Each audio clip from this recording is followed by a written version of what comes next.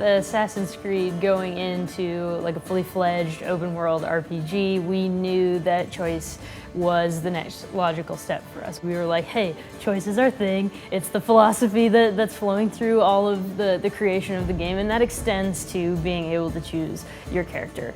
It extends to Naval and how you're going to customize your ship, how you're going to play with your ship, who you're going to recruit for your ship. And then you can make a choice about the way you're going to approach quests.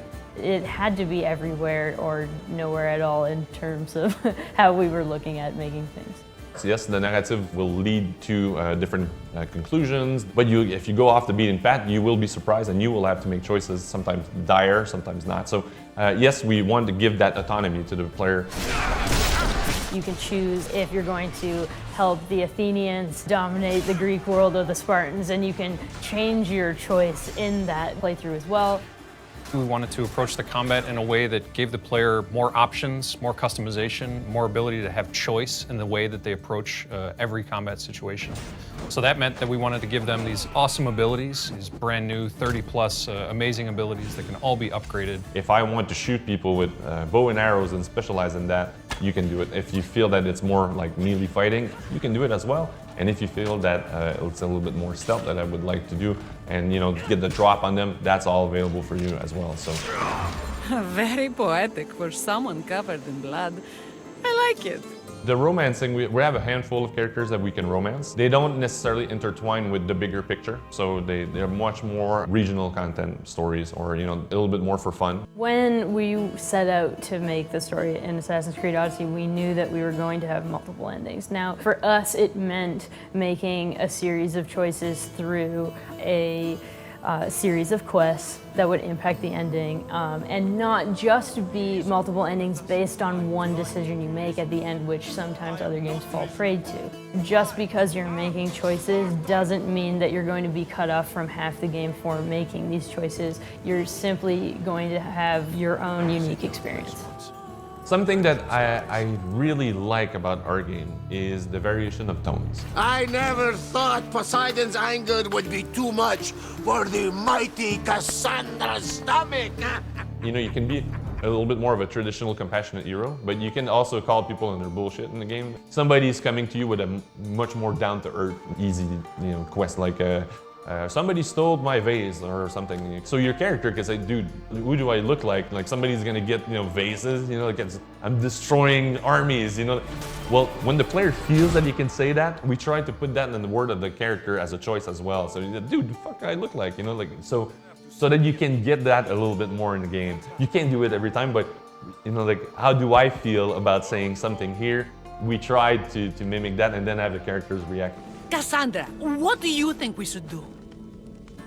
Player choice is a motivator. It connects you with what you're doing. The game is talking to me and I need to respond to that. So the player choices are felt in dialogues, but they're also felt in the world. So in the play style that I'm going to choose in the game, the mix and matching of the abilities, who I want to interact with, Sparta, Athens, what do I want to do as a player? You decide and it's your choice to do it. So you're born in Sparta, your player character is born in Sparta, but you move out of Sparta at an early age. So your combat style is not a true Spartan phalanx with the shield and the spear. You're fighting on your own. You're fighting for your money. You're fighting for your life all the time. So your combat is very active, very dynamic. So that meant that we wanted to give them these awesome abilities, these brand new 30+ amazing abilities that can all be upgraded. And then you're going to choose of those 30 abilities, where do you want them? What power do you want them to be? And how are you going to mix and match them in combat? So the base combat is based on Assassin's Creed Origins. It's the same sort of hitbox-based distance, timing. But then we've added all the abilities. We focused on mobility. You're much more active and dynamic, dodging and parrying instead of sort of turtling with a shield. Without the shield doesn't mean that you don't have the defensive option, actually. We have the parry that is fairly generous. Compared to a block, what it does is it's creating you an opportunity to take back on the offense. If you want to sneak around, put the hood on, you can hide in the bushes and, lure people in and use some of the abilities that are stealth, you can do that a lot more than we've done since Syndicate. because of your DNA, because of the spear being an artifact of the first civilization, you combine those two things and you get just really, really impressive game-changing abilities for range, for shooting your bow, for the melee combat, and then for assassination as well. You have to build up adrenaline, energy for the spear to use that and unleash these abilities. So you have to use your base combat to build up the adrenaline, and then you unleash spear abilities. So regardless of how you choose to map the abilities, which weapon you want to wield, you will always have a strong aesthetic that's true for a Greek hero warrior. We have 2 weapon slots, the bow, you have 5 gear slots on your character. All of those can be upgraded at the blacksmith to your current level. You're the only character in ancient Greece that has a first civilization artifact, but there are mercenaries, there are very strong enemies with the Spartans and the Athenians that you're going to face that will challenge you constantly. And with the RPG progression, you're going to be facing against enemies that have a higher level than you. It's really going to be up to you how you play. Everywhere in the world, at any point, you can use your ship and go in the water, you can swim, dive, you can go on land, come back. It's always there, it's always on the map. The game is called Odyssey, and of course we're modeling ourselves on the voyage of Odysseus, and you're exploring the Aegean Sea. It doesn't take place at the same time, but it's the same experience that we're trying to give to the player. And Naval is a huge important part of that. Also, the map is huge, I mean, really big. The sea needs to be seamless because this time it's open everywhere around you. So we had to do a lot of tech on that, making sure that the shorelines where you could see like the waves coming and dying on the beaches. You have a lot of big waves when you go far away in the ocean. We also make sure that you see all those kind of fishes and stuff like that you can see from your ship and when you're swimming. The naval combat in Odyssey is something more fast-paced, more close range. It's more intense than ever. The fact that we have people shooting javelins and arrows make us put the ship closer together so you can see the action. What we discovered in the end was that mobility was a key factor of making a fun experience for the player. So in fact, the boat has a very high acceleration. You're able to turn really fast, you're able to move really fast. You may see a boat about to ram you, and then like within a couple seconds you can sort of dodge out of the way because of the mobility of the ship. Some ships were shooting fire ammunition to burn the other ship.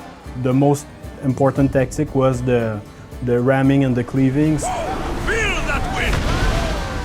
Yeah, and of course cleaving a ship is advantageous to the player because it's going to give them more life, more resources. So you're always looking for that opportunity to cleave a ship, not only for the spectacular nature of it, but also as a gameplay, it benefits the player. During those times, the ship was able to board and kill the remaining crew. And after that, loot the treasure on the ship because there's a bunch of chests. The bigger the ship is, the bigger the rewards are. So every time you sunk a ship, in fact, there's like chests that are being released in the ocean. You can dive and try to hunt them. It's pretty interesting.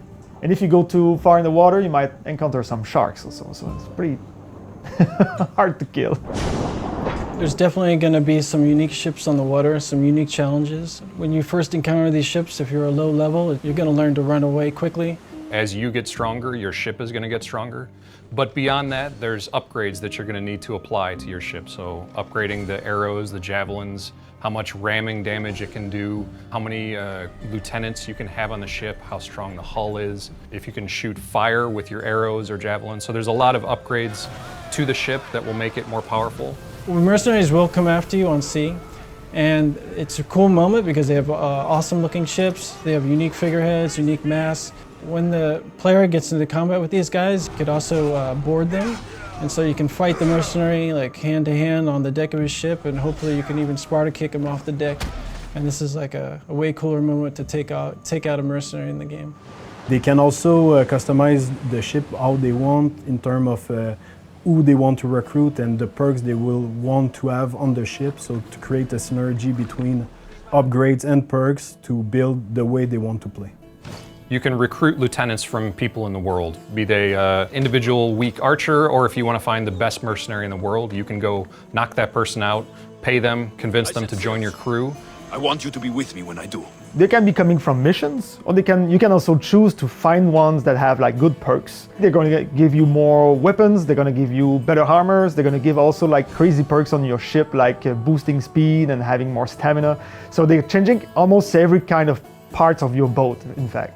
So every one of them is very different. And then when you buy a certain ability, you can call them into combat for you and either create a distraction or you can go join them in the fight. Their destiny. So the sea shanties, we have a couple at the beginning of the game that are available, and the more you progress in the game, you will unlock some sea shanties that will be about your Odyssey.